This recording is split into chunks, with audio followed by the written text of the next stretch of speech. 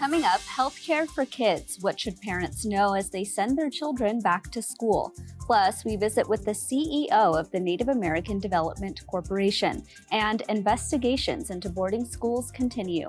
I am Aaliyah Chavez. Join us for those interviews, plus headlines from the ICT Newscast.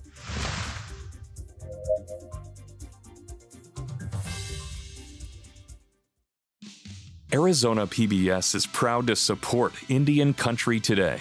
For 6 decades, we've provided television programs and now digital content. But we go beyond that, sending outreach teams across Arizona, offering workshops in language and literacy, family engagement and community outreach, and supporting tribal communities with early learning and school readiness resources. Join us at azpbs.org.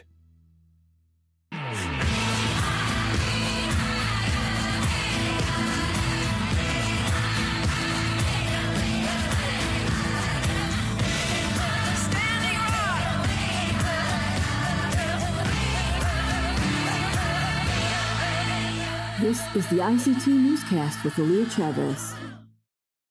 Amarawa Hopa, thank you for joining us. We start in Canada, where the final suspect in a stabbing rampage has died. On Wednesday, Canadian officials announced 32-year-old Miles Sanderson died from self-inflicted wounds. Officials say they responded to a report of a stolen vehicle being driven by a man armed with a knife. According to reporting by the Associated Press, officers rammed the vehicle off the road. Authorities said Miles Sanderson ultimately died because of self-inflicted wounds, but did not share further details.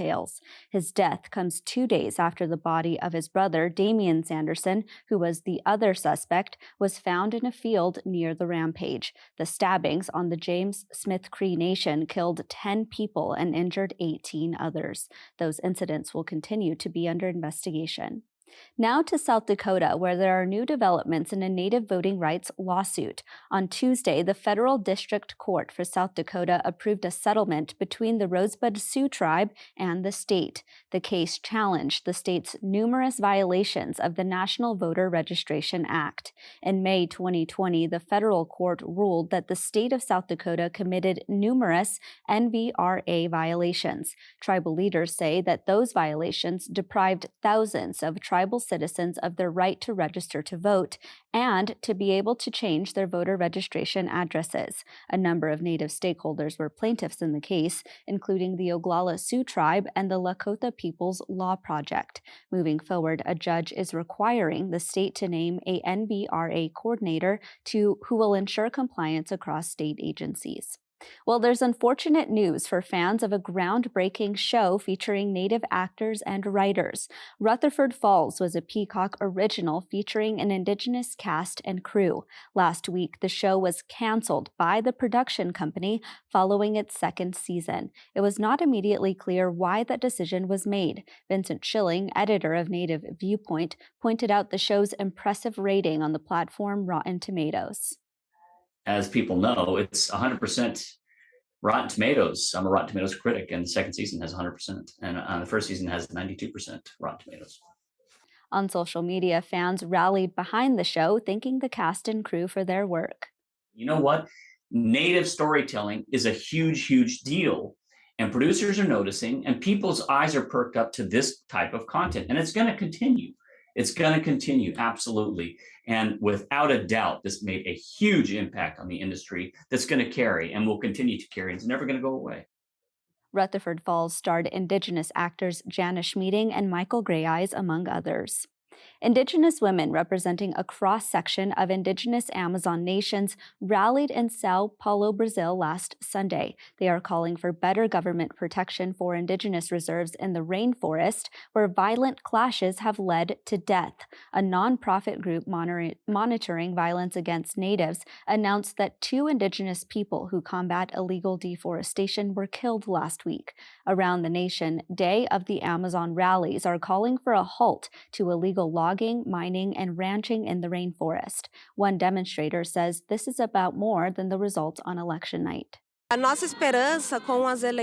We don't believe things will change or our reality with the election, but we hope it will strengthen some fights in defense of Indigenous people's rights. In this election, we are going to elect deputies and they rule. According to an annual violence report released last month, data found that 176 Indigenous people were killed in 2021 because of this kind of violence.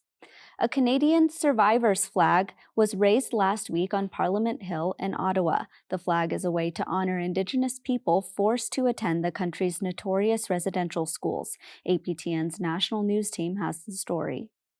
Meanwhile, a flag honoring residential school survivors was raised on Monday on Parliament Hill. The raising was attended by members of Parliament, survivors, and the National Centre for Truth and Reconciliation.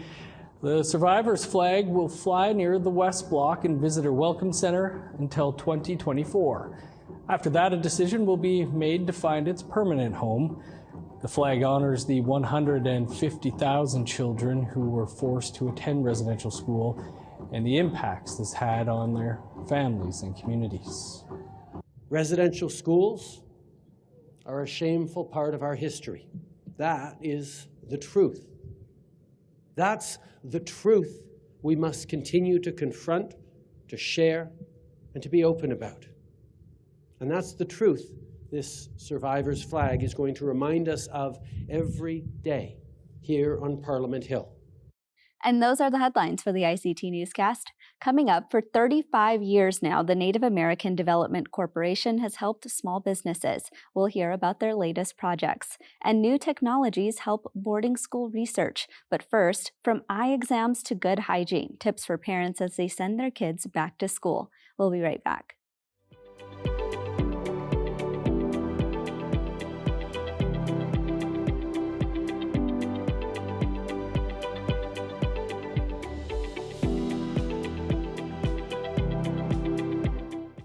It's back to school time for parents and children, and while it's important to get school supplies and new clothes, it's also important to get health checkups for your children. Dr. Claire Nechaparenko is a pediatrician and works at the Indian Health Service in Phoenix, Arizona. She joins us today to share some advice for parents. Welcome, Dr. Nechaparenko. Thank you. I'm glad to be here. So let's start off with the small children, the 4-year-olds who are going to, say, pre-K or kindergarten. What advice do you have for parents who are sending that age back to school? As every year, we want our kids to come in at least for a yearly well child check. That allows us some time to figure out, if these kids need some extra screening, for us to check up on their development, make sure they're up to date with their immunizations, and then provide parents with any anticipatory guidance, different things for them to watch out for in their next year of life. Of course, we talked about vaccines, and these things are including the routine ones that we recommend every year by the American Academy of Pediatrics. Then also, too, as everybody knows, we're still in this COVID-19 pandemic. So thankfully, we do have a vaccine readily available for this age group now. What do you think is the major cause for parents who are coming in with children at that age who are maybe nervous to send their children to school? Oh, absolutely. I mean, everybody's gotten so used to being on Zoom like we are today, and in person can be a little bit nerve-wracking. I know there's many schools that don't enforce masks, which is fine. But I think if the children are able to wear a mask and tolerate it, that's one way that the families may get a little bit of reassurance and offer some extra protection for the children and the family members at home. I'm glad that you mentioned Zoom, because nowadays it's very normal for us to look at screens. Maybe that's over a Zoom call, or I have my tablet here. How often should parents be taking their children for regular eye exams? Sure. So during those well child checks, we do recommend, also by the American Academy of Peds, to have vision screening done at least starting by 3 years of age, and to have that done yearly. So these screening exams can be done in the clinic. There's a lot more fancy equipment and technology we have that we can do quick vision screening to figure out if your child does need glasses or has an abnormal eye shape. If those things are identified, we absolutely will send them to an optometrist for a full eye exam and for fitting for glasses. Like you said, screens is a huge thing. Now that many of us are behind tablets, phones, computers, it's really important to have these kids take breaks, just like we always talked about in the workforce. Try not to be sitting at your screen for more than an hour. I mean, little kids probably can't do that right now, but just to make sure that they get up, they're focusing on different objects in the distance, really to kind of break that concentration from just being staring at a screen. Let's move to a little bit older of a group. Let's move to middle school and high school children. Maybe tell us what should parents be preparing for as those age children head back to school. Sure. So, really, along the lines, the well child checks kind of all encompass all age groups. Probably the biggest difference is the different immunizations that are required. There's not as many as the kids get older.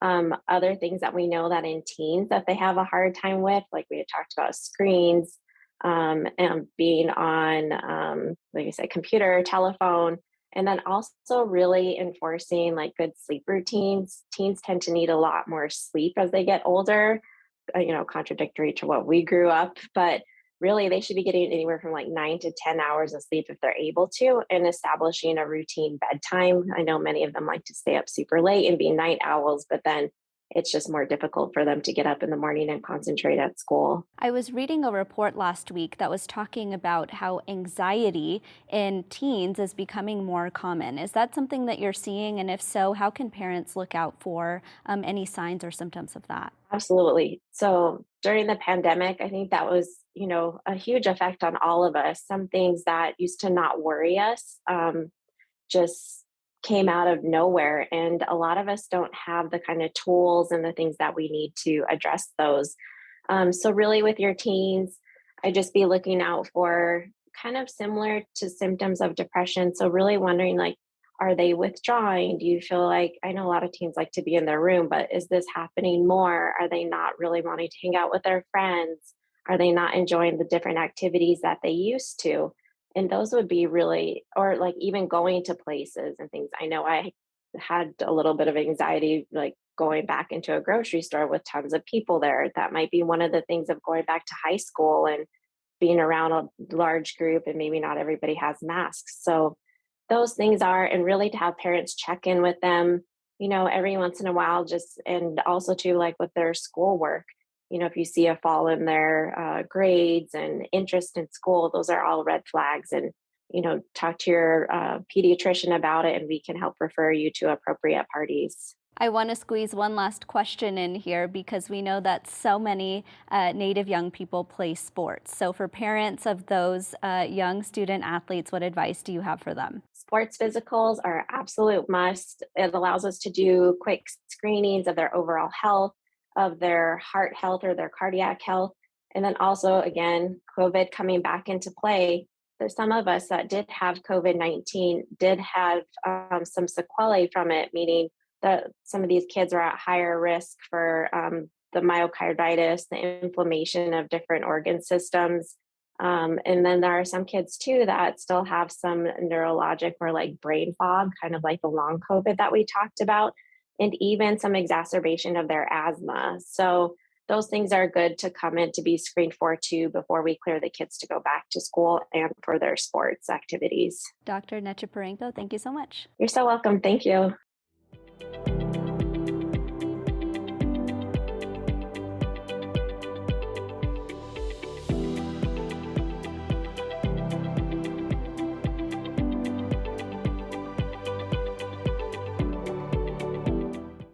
Leaders of any city, state, and tribe talk about the importance of economic development and growing their communities. That's the heart of the work at the Native American Development Corporation. This group serves Native businesses in Montana, Wyoming, and North and South Dakota. Leonard Smith is the Chief Executive Officer, and he joins us now. Welcome, Leonard.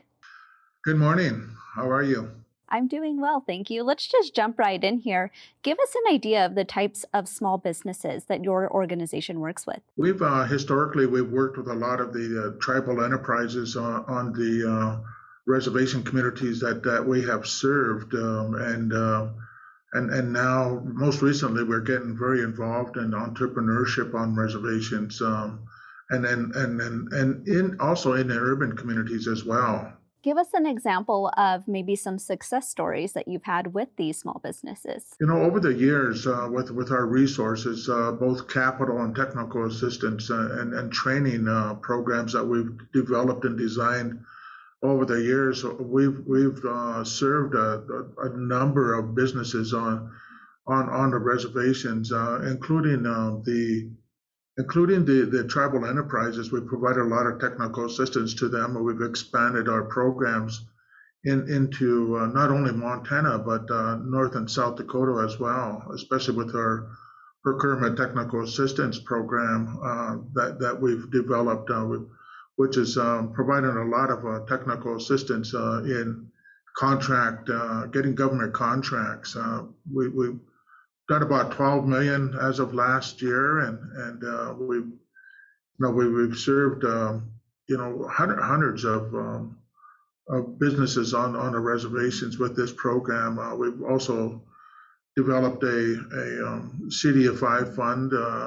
We're probably one of the first ones to get that started, and it has grown. It's provided capital to a lot of businesses on the reservations and now off the reservations.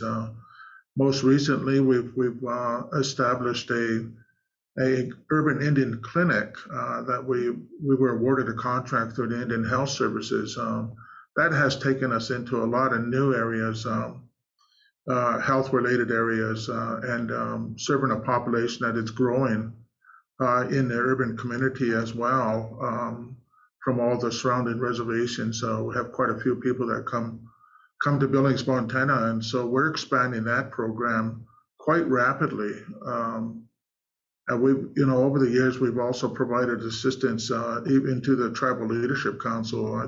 I think the best definition for us is that we've just been the initiator or developer of new initiatives, I think, in the reservation populations and the urban populations that we serve here in Billings, Montana. Can you tell us about how COVID-19 impacted the work that you do and the small businesses that you serve? Yes, it did impact us quite a bit. We had to implement a lot of policies and work schedules, I guess, around the pandemic. And having just started our clinic, our urban Indian clinic, that impacted that a lot. We had to move to telehealth, and we had to make sure that we protected the patients who came into the clinic. A lot of training and just a lot of scheduling. But despite all of that, we continue to grow our programs, especially in the mental health field. We've expanded a lot in that area. We've actually outgrown our existing facilities and in the process of buying a new facility here in Billings, Montana. As for technical assistance and training, we had to do a lot of things over the internet through Zoom and those types of platforms, providing that technical assistance and training. But we continue to develop programs and work through it. We're almost back to normal now. Do you think that COVID-19 has in some ways provided opportunities for more funding for small businesses that are Native owned? It did. We grew quite a bit with those kinds of funds. Again, especially as related to our clinic.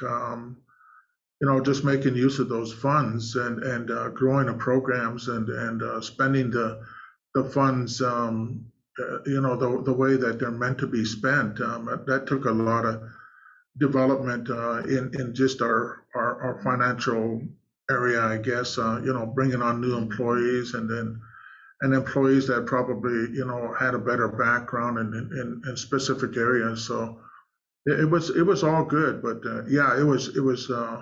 it was good to get the funding, and we had to really struggle with the growth that brought to us with scarce resources too. So it was a big challenge for us. But then again, we were able to expand.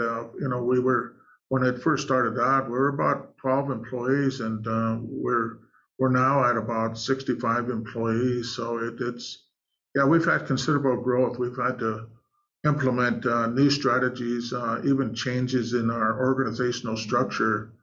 I used to be the executive director and overseeing all of these programs, and we just outgrew that. I just could not do a good job with that kind of a structure. So now we've moved to the suite, and we basically started bootstrapping different programs and then subsidiaries. We've over the years we've grown so quickly that we started looking at sustainability of all of our programs. Became a priority for us. Well, Leonard Smith, unfortunately, we've run out of time, but thank you so much. You're welcome.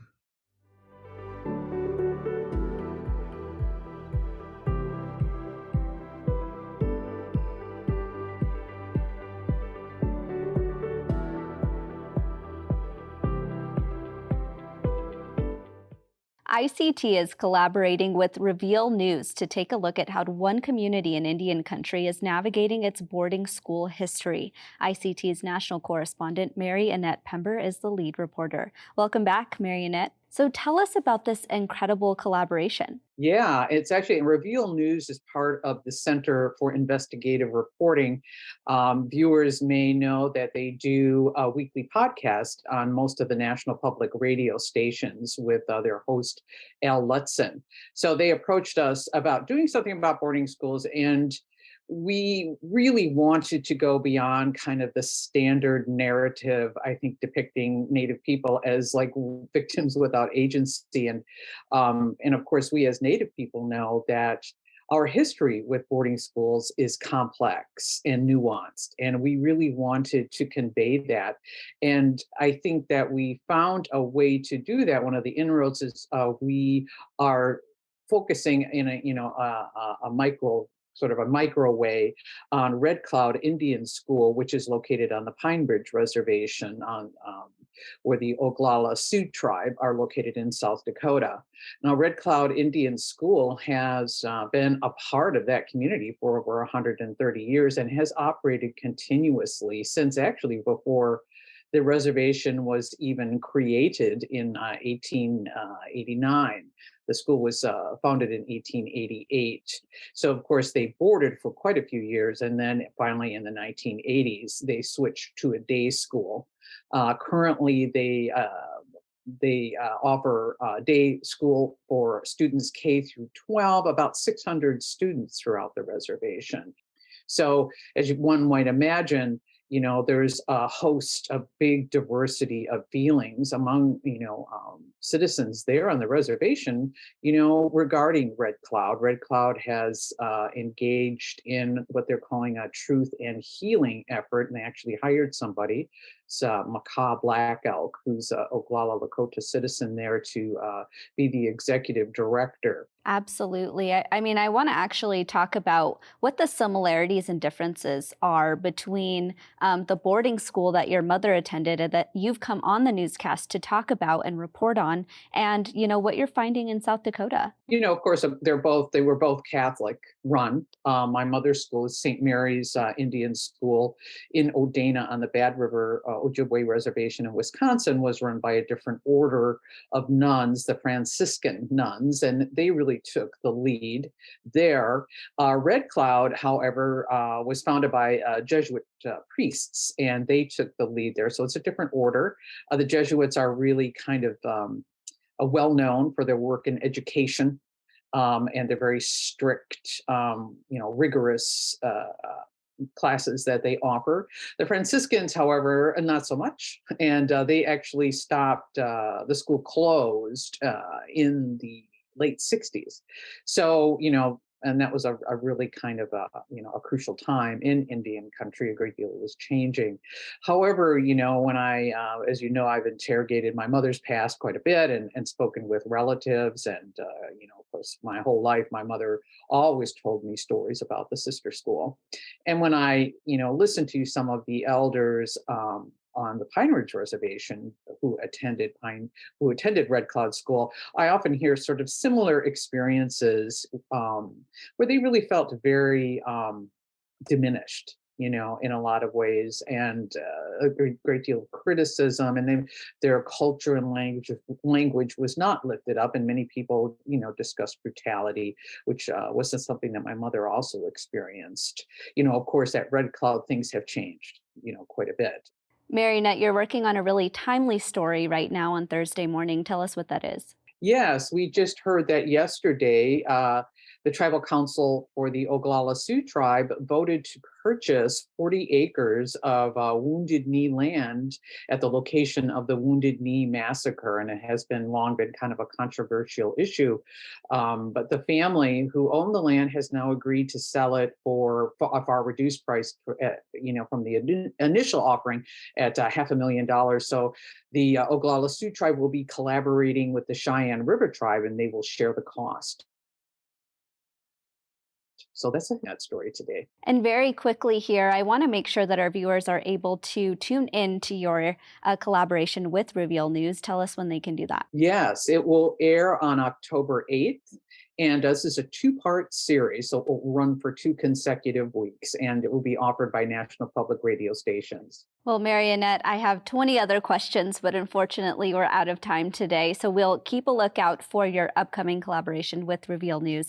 But in the meantime, thank you so much for being here. Well, thank you for having me. And that's a slice of our Indigenous world. For all the latest, visit ictnews.org. From all of us in the newsroom, stay safe, my relatives. Sometimes you got to take a stand just because you know you can. Oh, you got to run, you got to run.